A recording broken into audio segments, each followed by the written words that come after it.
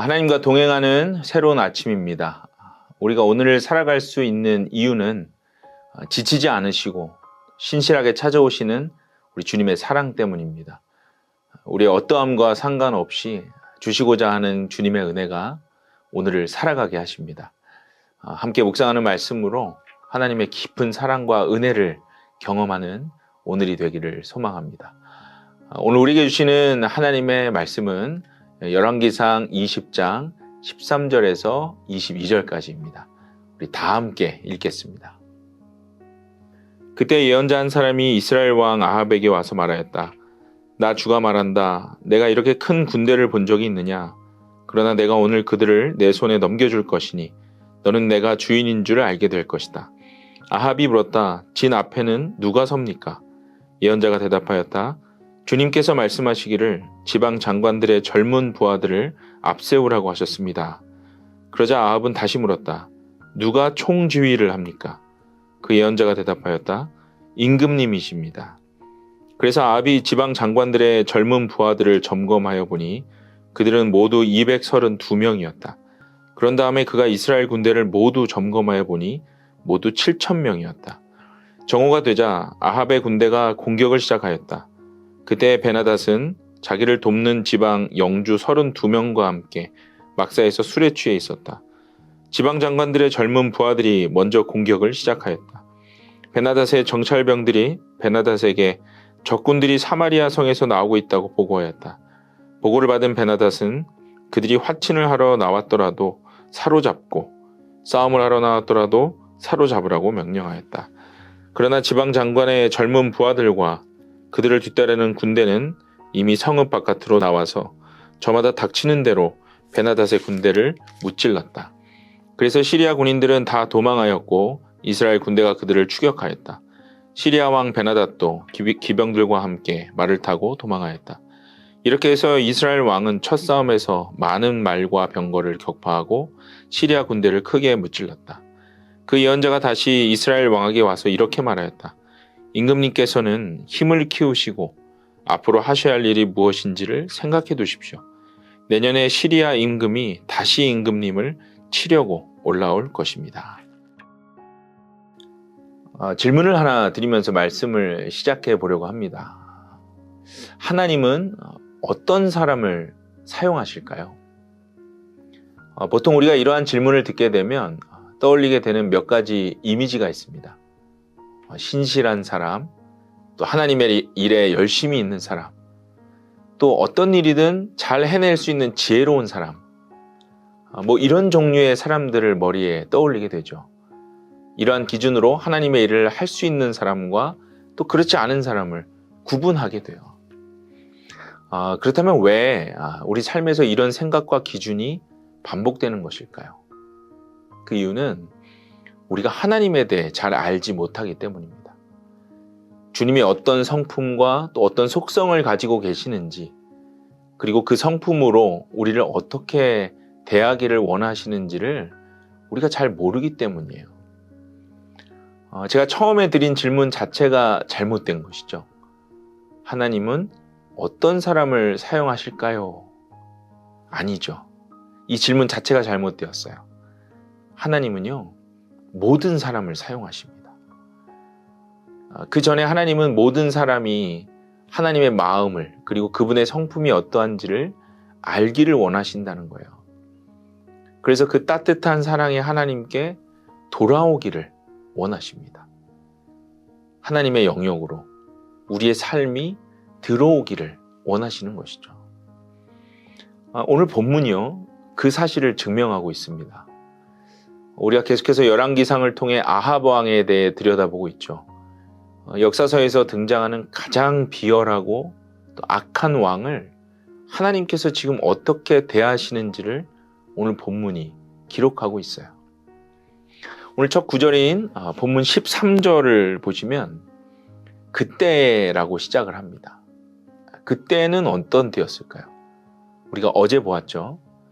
이 강대국이었던 시리아의 베나닷 왕이 이스라엘 아합 왕을 협박해서 공격하기 바로 직전인 그때입니다. 이때 예언자 한 사람이 이스라엘 왕 아합에게 찾아옵니다. 사실 오늘 본문은요, 이 한 구절만으로도 이미 모든 내용을 정리할 수 있습니다. 하나님의 뜻을 전하는 예언자가 이스라엘 역사상 가장 악한 왕을 찾아온 거예요. 이것은 하나님께서 자격 없다고 생각하는 우리들에게 찾아오시는 것을 의미하죠. 여러분, 이것이 바로 은혜입니다. 은혜란 우리의 어떤 상태나 어떤 자격 때문에 얻어지는 것이 아니에요. 우리가 무엇을 했기 때문에 그 결과로 얻는 것이 아니라는 거예요. 하나님의 은혜란 하나님이 작정하시고 주시기로 결정한 것입니다. 그렇기 때문에 은혜를 얻을 수 있는 대상은요, 제한이 없는 거예요. 그 은혜가 오늘 본문의 가장 악한 왕 아합에게까지 임하고 있는 것이죠. 무엇을 말씀하셨나요? 오늘 13절을 다시 한번 보세요. 나 주가 말한다. 내가 이렇게 큰 군대를 본 적이 있느냐? 그러나 내가 오늘 그들을 내 손에 넘겨줄 것이니 너는 내가 주인 줄 알게 될 것이다. 지금 아합 왕을 찾아온 예언자는요, 하나님의 마음을 전달했습니다. 좀 문구가 달라서 그렇지 이것은 성경 전체에서 말씀하고 있는 구원의 복음입니다. 이렇게 큰 군대를 본 적이 있느냐라고 물으셨어요. 여러분, 우리 인생이 아무리 능력 있고 또 때로 승승장구하여도 스스로의 힘으로 해결할 수 없는 것이 분명히 찾아옵니다. 지금 아합이 그런 상황이죠. 이렇게 큰 군대를 본 적이 없었어요. 사면초가의 상황입니다.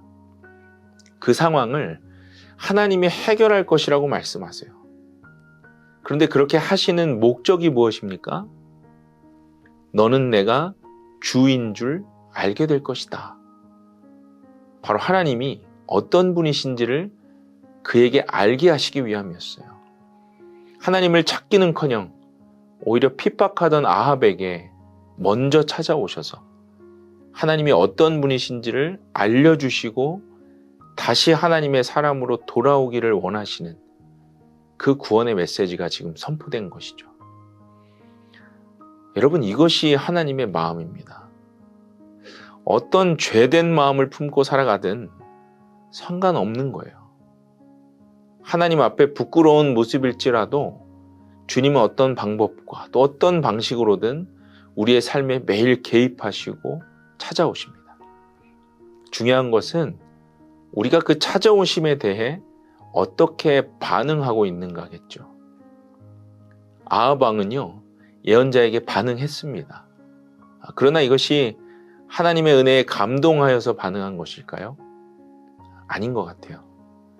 오늘 본문 14절과 15절을 보시면 그는 예언자에게 전쟁에서 승리할 수 있는 전략에 대해서만 질문합니다. 하나님에 대해 묻지 않아요. 누구를 선봉에 세워야 이길 수 있는지, 누가 지휘를 해야 하는지, 자신이 얻을 수 있는 것에 집중하고 있는 것이죠. 그럼에도 불구하고 하나님은 모든 상황에 대해서 친절하게 일러주셨고 또 심지어 오늘 본문 22절 이후에 있을 상황까지, 앞으로 아합이 겪어야 될 그 미래의 상황까지 걱정하시면서 아합 왕을 준비시키세요. 목적이 무엇입니까? 아합이 그리고 이스라엘이 다시 하나님께 돌아오기를 바라시는 하나님의 마음 때문이었습니다. 여러분, 주님은요, 우리에게도 동일한 방법으로 매일매일 찾아오십니다. 많은 방식이 있겠죠. 우리가 들을 수 있는 가장 익숙한 방식으로, 또 때로는 말씀을 통해, 때로는 사람을 통해 우리와 만나시길 원하세요. 중요한 것은 우리의 반응입니다. 하나님의 성품과 그분의 어떠하심을 알기보다 그저 지금 내가 처한 상황을 해결하고 도와줄 분으로 주님을 초대하고 있다면 다시 우리의 신앙을 점검해 볼 수 있어야 한다고 오늘 말씀하시는 거예요. 주님이 우리 삶에 개입하셔서 무언가를 알리기를 원하신다면 때로는요, 조용히 나의 생각들을 내려놓을 수 있어야 합니다. 주님이 이렇게 말씀하시겠죠. 나의 방법으로 다시 진행해보자. 너를 가장 잘 아는 내가 전혀 다른 방식으로 너와 함께 하겠다. 네가 조금 어색하고 조바심이 생길 수 있겠지만 결국 너는 내가 너의 삶의 주인 줄 알게 될 것이다.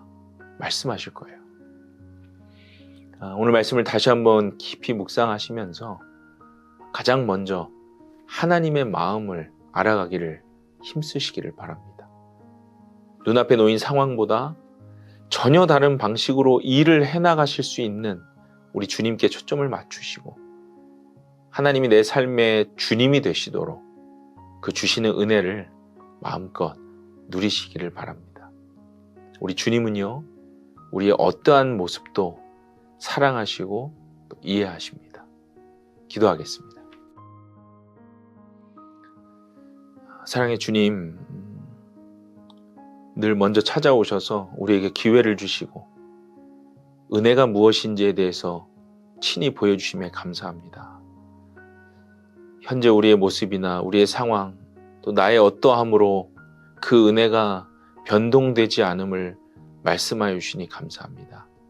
이제 우리도 그 은혜에 정직하게 반응하는 삶이 되게 하여 주옵소서.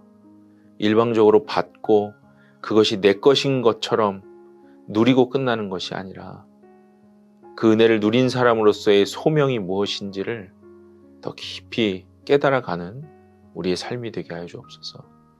오늘 아합을 통해 우리의 모습을 돌아보았습니다. 우리에게 남아있는 것들 다시 조용히 내려놓고 하나님이 나에게 원하시고 하나님이 나를 통해 하실 수 있는 일들을 다시 묵상하는 이 하루가 되게 하여 주옵소서. 오늘도 그렇게 또 다른 기회를 주시는 하나님의 은혜에 감사드립니다.